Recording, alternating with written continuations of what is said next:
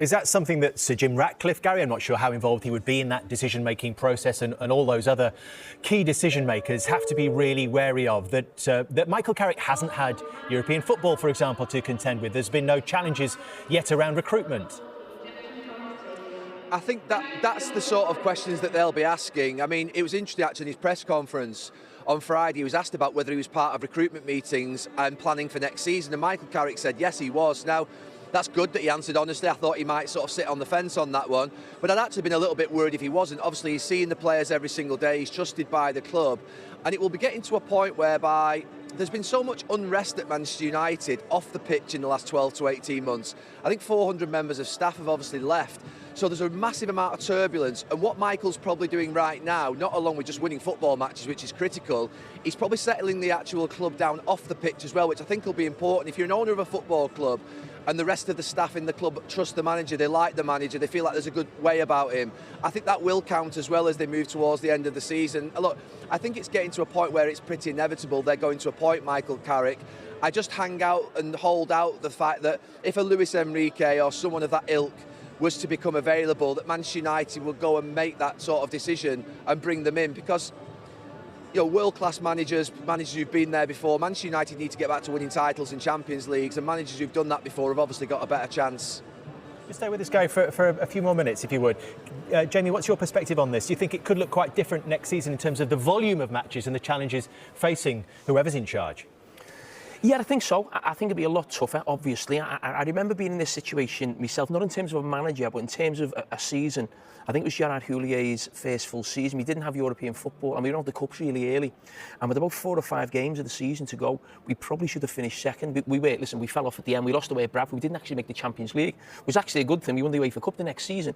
But the point I was trying to make is, sometimes you can get lulled into thinking you're a lot better than what you are. Manchester United, for me, are not the 3rd best team in the league. As I said, they're not playing too many games, they're not playing twice a week, they haven't got European football. So the situations that we look at teams right now, Liverpool in the Champions League, Chelsea still going far, both Chelsea still in the FA Cup, all these things will come into play next season, because Manchester United should go far in domestic cup competitions. They'll be in the Champions League, they'll have 8 games at least, probably 10 or 12 in the Champions League as well. So it's a completely different proposition. Just quickly on that, Gary, do you think Manchester United are in a false position?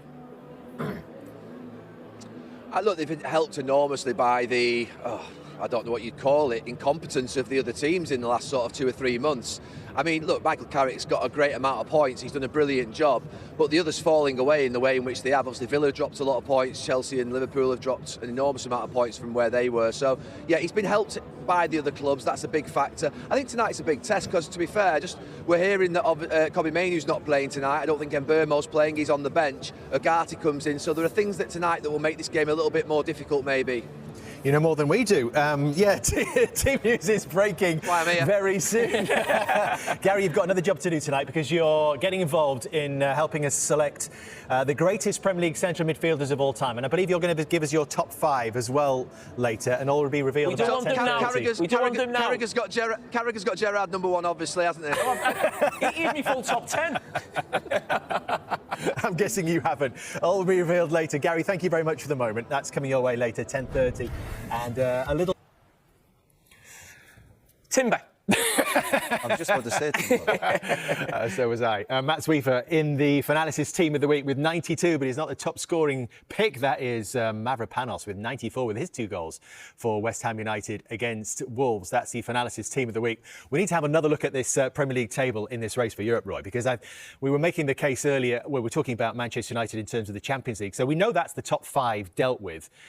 There is a possibility that it goes down to 6, because if Aston Villa were to finish in 5th place and win the Europa League, for which they are favourites, then 6th would be playing Champions League football next season. So suddenly, all these other teams have got a sniff, haven't they? Amazing. What an incentive for lots of these teams. Sunderland, Brighton, obviously Everton, Brentford, all having very good seasons.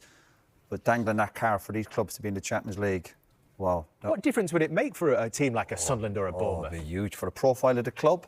Obviously, the financial rewards. It's just, imagine Everton going in on the back of going into a new stadium. Brentford are having a brilliant season.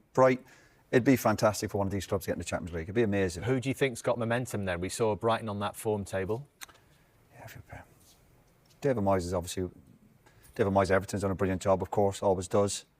Yeah, Would it be great to see Everton? Would you like to see Yeah, that, Jamie? listen, yeah. I've got to go back there tomorrow, so yeah.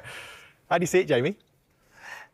Listen, we've had 6 in this season in the Champions League in almost like a different way, because obviously Tottenham finished lower down the table, won that trophy.